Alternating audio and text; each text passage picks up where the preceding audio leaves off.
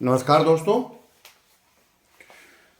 जैसा कि आपने पिछले वीडियो में ये अपनी टिप्पणी की थी कि सर भारत में उच्च शिक्षा के संबंध में जो प्रगति है उसके संबंध में एक क्वेश्चन बना दें या उसके बारे में विस्तार से बता दें, क्योंकि उस पर क्वेश्चन आता रहता है और मैंने देखा भी है कि क्वेश्चन उसमें बहुत आते हैं और ना भी आए तो भी आपको इसकी जानकारी होनी चाहिए, क्योंकि अगर इससे जुड़ा हुआ कोई भी प्रश्न आएगा, भारत में शिक्षा की समस्या, भारत में शिक्षा की प्रगति, भारत में उच्च शिक्षा की प्रगति, भारत सरकार द्वारा उठाए जा रहे कदम, ऐसा कोई क्वेश्चन बन जाता है या यूजीसी का योगदान, तो आप भारत में उच्च शिक्षा की प्रगति के बारे में वर्णन कर सकते हैं।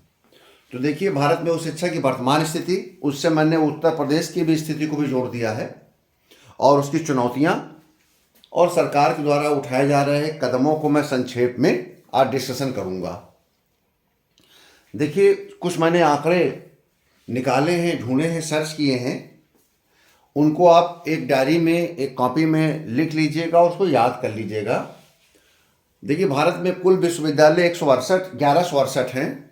ये टोटल हैं, जैसे कि मैंने पिछले वीडियो में बताया था कि विश्वविद्यालयों के प्रकार हैं, इन सबको मिला के 1168 हैं, जिसमें आपको पता है केंद्रीय विश्वविद्यालय है जो कि संसद के द्वारा पारित अधिनियम द्वारा बनाया जाता है। राज्य विश्वविद्यालय हैं, तो राज्य विश्वविद्यालय भी दो प्रकार के होते हैं। एक तो होता है पब्लिक राज्य विश्वविद्यालय, एक होता है राज्य निजी विश्वविद्यालय, प्राइवेट विश्वविद्यालय। तीसरा आपका डीम्ड टू बी यूनिवर्सिटी होती है, जो कि उनको यूनिवर्सिटी का कुछ संस्थान होते हैं जिन्हें यूनिवर्सिटी का दर्जा दे दिया जाता है, तो आप भी यूनिवर्सिटी कहलाती हैं। कुछ आपके स्टैंड एलोन इंस्टीट्यूशन है, यानी कि वो इंस्टीट्यूशन अपने आप में एक है, उसका कोई दूसरी एजेंसी या संस्था नहीं है, ऐसे भी होते हैं। इसके अलावा ओपन यूनिवर्सिटीज़ भी हैं। ओपन यूनिवर्सिटी भी दो प्रकार की होती हैं, एक तो सेंट्रल यूनिवर्सिटी होती है ओपन, जैसे इग्नू, और कुछ राज्य विश्वविद्यालय होते हैं, जैसे आपका राजर्षि टंडन खुला विश्वविद्यालय उत्तर प्रदेश में है। तो इस प्रकार से, या इसके अलावा आपके आईएम, आपके आईआईटीज, इनको बोलते हैं हम इंस्टीट्यूशन ऑफ नेशनल इंपॉर्टेंस, राष्ट्रीय महत्व के संस्थानें। ध्यान रहे, आईआईटी, आईआईएम के, एनआईटी, ट्रिपल आईटी, इनको हम इंस्टीट्यूशन ऑफ नेशनल इंपॉर्टेंस बोलते हैं, आपका राष्ट्रीय महत्व के संस्थान होते हैं। तो ये सब मिलाकर विश्वविद्यालय का आंकड़ा पूरा होता है, जो कि लगभग 1168 है। और ये आंकड़े ऑल इंडिया हायर एजुकेशन संस्था के द्वारा जो निर्गत किया गया उससे लिया गया है। तो कुल कॉलेज हमारे देश में 45,473 है, और जिसमें से 4.33 करोड़, यानी कि 4,33,00,000 छात्र छात्राएं इसमें पंजीकृत हैं। हर साल लगभग 1 करोड़ छात्र छात्राएं पास आउट होकर निकलते हैं। सकल नामांकन अनुपात, GER जिसको बोलते हैं, ग्रॉस एनरोलमेंट रेशियो, वो 28.5% है। कल मैंने बताया था कि सकल नामांकन अनुपात ये माना जाता है कि उच्च शिक्षा के लिए 18 से 23 साल के जो जितने भी नागरिक हैं या लोग हैं इस बीच में 18 से 23 साल के, उसमें से जितने लोग उच्च शिक्षा के लिए इनरोल्ड होते हैं उसी के आधार पर ये परसेंटेज निकाला जाता है। तो 28.5% है, जिसे NEP यानी कि राष्ट्रीय शिक्षा नीति में 50% तक पहुंचाना है 2035 तक। याद रखिएगा, रट के रखिएगा, 2035 तक का लक्ष्य हमारा 50% तक पहुंचाना है। अभी हम 28.5 पे हैं। कुल शिक्षक हमारे देश में लगभग 16 लाख हैं।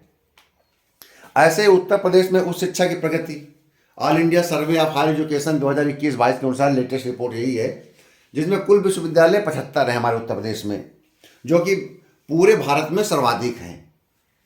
जिसमें से, और आपको बताया मैंने कि विश्वविद्यालयों में केंद्रीय, राज्य, निजी, डीम्ड शामिल होते हैं। तो इसमें तो 6 केंद्रीय हैं, 31 राज्य विश्वविद्यालय हैं, 29 निजी विश्वविद्यालय हैं और 9 डीम्ड विश्वविद्यालय हैं। ठीक है, तो इस प्रकार से हमारे 75 विश्वविद्यालय के लगभग हैं। कुल कॉलेज उत्तर प्रदेश में 8,375 में, यह भी देश में सर्वाधिक है।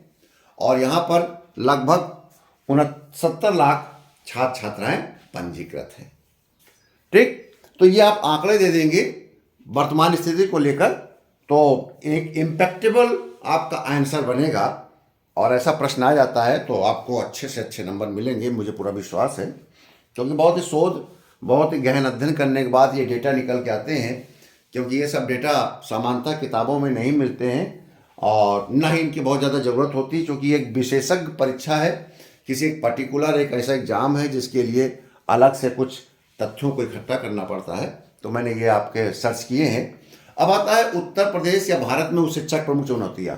भारत में आ जाए तो भी वही चुनौतियाँ रहेंगी, उत्तर प्रदेश पूछ देगा तो भी आप वही चुनौतियाँ लिखेंगे, वो कॉमन है।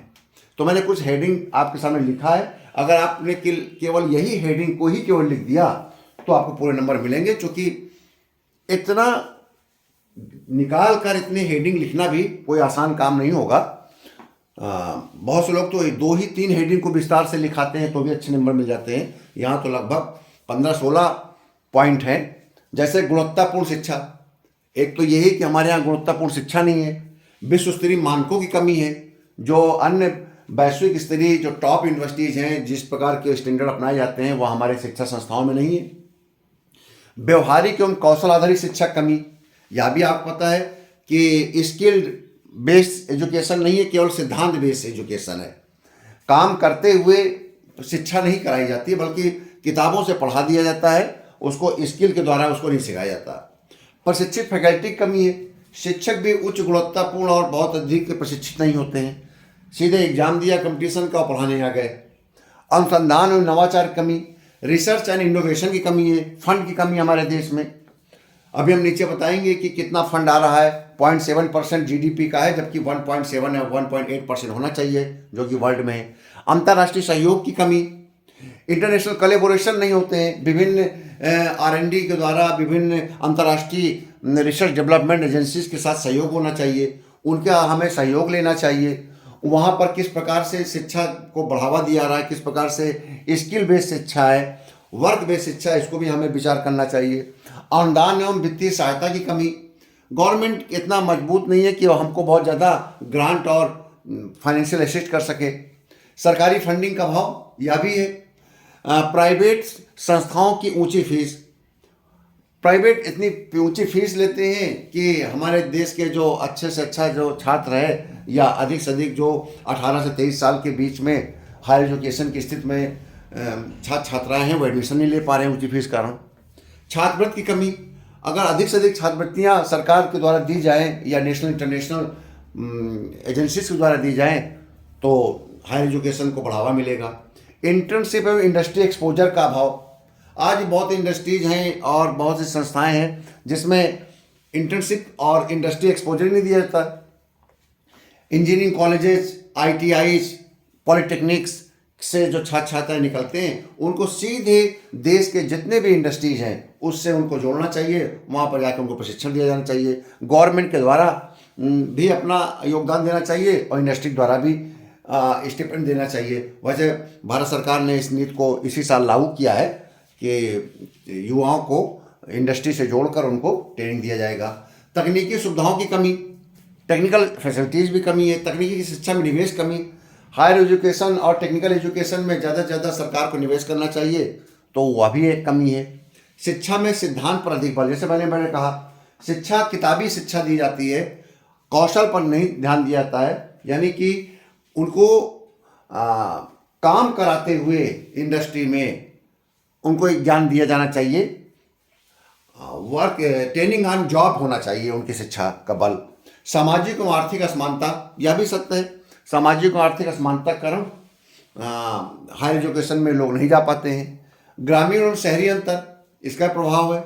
वैश्विक रैंकिंग में पिछड़ापन, हमारी एक ये भी है कि जब हम अपने वर्ल्ड के इंस्टीट्यूशंस पर अपना तुलना करते हैं तो हम 100-200 उच्च स्तरीय संस्थाओं में हमारे एक आध संस्थाएं ही शामिल हो पाती हैं। Indian Institute of Sciences Bengaluru सरीखी संस्थाएं ही अंडर 100 या 100-200 में नाम आ पाता है। तो वैश्विक रैंकिंग में भी हमारे भारत की संस्थाएं शामिल नहीं हो पा रही हैं। विदेशी संस्थाओं में भारतीय छात्रों का पलायन, यह भी ये ब्रेन ड्रेन हो रहा। जो हमारे अच्छे संस्था, अच्छे पैसा जिनके पास है, जो अच्छा से अच्छा खर्च कर सकते हैं हायर एजुकेशन में, वो देश की संस्थाओं में न रहकर विदेशों में पढ़ने चले जाते हैं, क्योंकि वहाँ पर उनको अच्छी स्कॉलरशिप भी मिलती है। नियामक बाधाएं एवं जटिल प्रक्रियाएं, जो रेगुलेटरी बॉडीज है, यानी कि जैसे आपको नैक के बारे में बताया था, जो संस्थाओं को स्टैंडर्डाइज करता है और उनको ग्रेडिंग देता है, उनमें भी समस्याएं हैं, उनमें भी पारदर्शिता नहीं है, उनमें भ्रष्टाचार है, जिसके कारण बहुत से संस्थाएं आपका नैक के पास जाकर रजिस्ट्रेशन नहीं कराते हैं कि उनका ग्रेडेशन किया जाए, क्योंकि उनको लगता है कि नैक भी पक्षपात कर सकता है। तो एक और जटिल प्रक्रिया है, पारदर्शी प्रक्रियाएं नहीं है।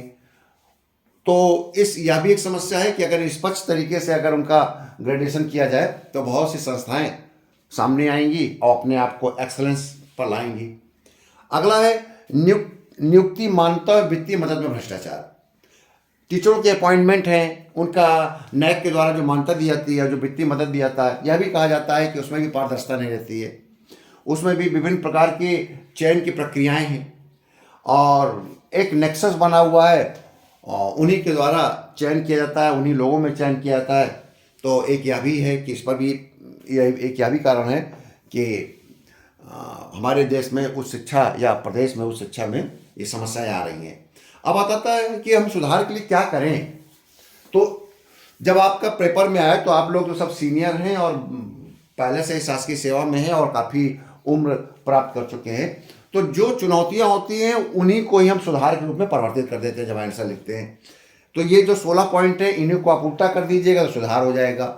और लेकिन कुछ हम फैक्ट उसमें बता देते हैं, जैसे कि पहला तो हमें ये करना है कि हमको अपना GER जो है, सकल एनरोलमेंट जो है, उसको 28% से 2035 तक 50% तक ले जाना है।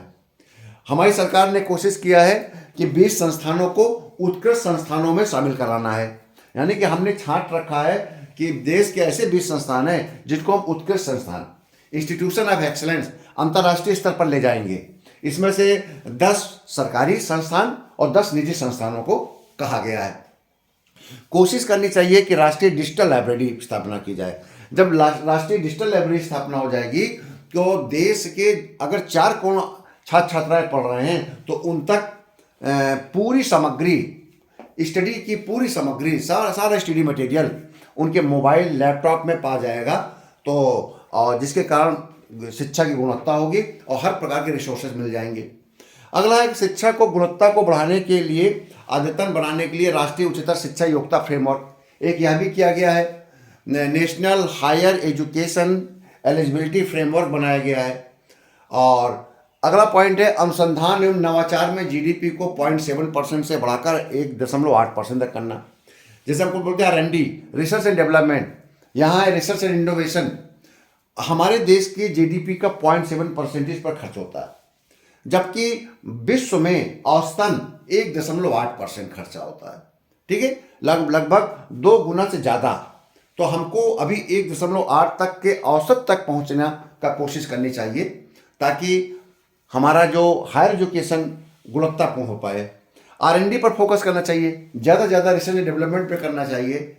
NRF की स्थापना की गई है, आपका नेशनल रिसर्च फंड की स्थापना सरकार ने किया, भारत सरकार ने 50,000 करोड़ से। तो यह भी एक सुधार की ओर कदम है। एक योजना है निष्ठा योजना के माध्यम से 42 लाख शिक्षकों को प्रशिक्षण दिया जा रहा है। ठीक है, तो ये सुधार के उपाय है। NIRF रैंकिंग आपने सुना होगा, नेशनल इंस्टीट्यूशन आपका रैंकिंग फ्रेमवर्क है, जिसके माध्यम से देश के टॉप इंस्टीट्यूशन को रजिस्ट्रेशन किया जाता है और तमाम मानकों पर, UGC के तमाम मानकों पर उनकी गुणवत्ता देखी जाती है और उनको ग्रेडिंग दी जाती है। लॉ के इंस्टीट्यूशंस हों, इंजीनियरिंग इंस्टीट्यूशंस हों, आर्ट्स के, साइंस के, कॉमर्स के, MBA के, फैशन डिजाइनिंग के, ये सारे इंस्टीट्यूशन चाहे प्राइवेट हो सरकारी हो, सबको NIRF आपका HRD मिनिस्ट्री, अब HRD मिनिस्ट्री नहीं कहलाता है, अब वो कहलाता है मिनिस्ट्री ऑफ एजुकेशन। तो मिनिस्ट्री ऑफ एजुकेशन के माध्यम से NIRF एक रैंकिंग दी जाती है और इसमें तमाम संस्थाएं अपने आप रजिस्ट्रीकृत कराते हैं और उनके मानकों को देखा जाता है, उनको रैंकिंग दिया जाता है। उसी रैंकिंग के आधार पर ये माना जाता है कि ये टॉप कॉलेजेज हैं। चाहे लॉ के मामले में, आईएम के मामले में आप सर्च मारिएगा एनआईआरएफ रैंकिंग में तो सामने आएगा। हर साल भारत सरकार एनआईआरएफ रैंकिंग जारी करती है, तो इसीलिए एनआईआरएफ रैंकिंग जारी किया गया ताकि सारी संस्थाएं अधिक से अधिक अपने आप को नंबर 1 करने के लिए तमाम गुणवत्तापूर्ण जो मानक निर्धारित किए हैं सरकार ने, यानी कि यूजीसी ने, आपके रिसर्च एंड डेवलपमेंट ने, तो उसके आधार पर प्रतिस्पर्धा और गुणवत्ता में बढ़ोतरी की जा रही है। अगला है वैज्ञानिक एवं उद्यमियों की मत साझेदारी। कोशिश करना चाहिए कि हमारे देश के जो वैज्ञानिक हैं, जो रिसर्च कर रहे हैं, डेवलपमेंट कर रहे हैं, उनको इंडस्ट्रियलिस्ट के साथ एक साझेदारी करें। पैसा इंडस्ट्री के लोग लगाएं और वैज्ञानिक उस पर रिसर्च करके टेक्नोलॉजी बेस्ड एजुकेशन को बढ़ावा दें। तो इसके लिए भी सरकार कदम उठा रही है, काम चल रहा है। तो सुधार है तो सरकार के द्वारा ये कदम उठाए जा रहे हैं उस शिक्षा में।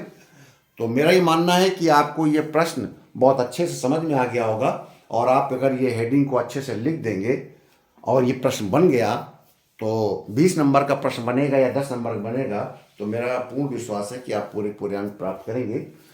अब इसके बाद एक पॉइंट और बच रहा है जो कि मैं अगले वीडियो में लूँगा, वो है एनईपी, नेशनल एजुकेशन पॉलिसी 2020 के जो महत्वपूर्ण अंग हैं उस पर डिस्कशन करेंगे, क्योंकि ये क्वेश्चन संभावित है। क्योंकि 2020 में ये एनईपी आई थी, यानी कि ये चर्चा 2021-22 में रही है कोरोना के बाद, और ये एग्ज़ाम उसके बाद ही हो रहा है 14 और 18 के बाद। तो संभावना है कि एनईपी पर एक क्वेश्चन बन जाए। तो अगली बार हम अगले वीडियो में उसी को लेंगे। बहुत बहुत धन्यवाद। अगर आप इसके अलावा भी हायर एजुकेशन के बारे में कोई अगर टॉपिक चाहते हैं तो आप अधिक से अधिक कमेंट्स करें, और यदि आप एनईपी के बारे में टॉपिक चाहते हैं अगला, तो उस पर भी आप कमेंट्स करें, तभी आपको ये चौथा वीडियो आएगा। नहीं तो मैं किसी अन्य टॉपिक पे आऊँगा, क्योंकि समय बहुत कम है। आप लोग, मुझे पूरा विश्वास है कि अगर मैं अपना समय आपके लिए निकाल रहा हूँ तो आप भी इस अपने फ़ायदे के लिए, आप किसी और के फ़ायदे के लिए नहीं, आप अपने फ़ायदे के लिए काम कर रहे हैं। तो आप अपने फ़ायदे के लिए अधिक से अधिक समय इस समय पढ़ाई पर दें। मैंने पहले भी कहा है 8 घंटे आप प्रतिदिन पढ़ेंगे। 8 घंटे अगर प्रतिदिन पढ़ेंगे तो इस परीक्षा को आप सफल हो जाएंगे। 4 घंटे आप सुबह पढ़िए, 2 घंटे दोपहर को पढ़िए, 2 घंटे शाम को यानी कि रात को पढ़िए। ठीक है, मेरे इस वीडियो को अधिक से अधिक प्रचार प्रसार करिए। आप मेरे इस चैनल को सब्सक्राइब करिए दोस्तों, और इस परीक्षा में बैठने वाले सभी अभ्यर्थियों और अन्य परीक्षा की तैयारी करने वाले अभ्यर्थियों को भी मेरे चैनल को रिकमेंड करिए, क्योंकि आपकी परीक्षा पूर्ण कराने के बाद मैं अन्य टॉपिक पे आ जाऊंगा, अन्य कंपटीशन के पर फोकस कर जाऊंगा। तो इसलिए आप ये चैनल केवल असिस्टेंट रजिस्ट्रार के लिए ही उपयोगी नहीं है, बल्कि यूपीपीसीएस मेंस की तैयारी करने वाले, प्री की तैयारी करने वाले, सिविल सर्विसेज के प्री मेंस तैयारी करने वाले एवं अन्य कॉम्पिटिटिव एग्जामिनेशन की तैयारी करने वाले सभी छात्र छात्राओं के लिए उपयोगी होगा। बहुत बहुत धन्यवाद।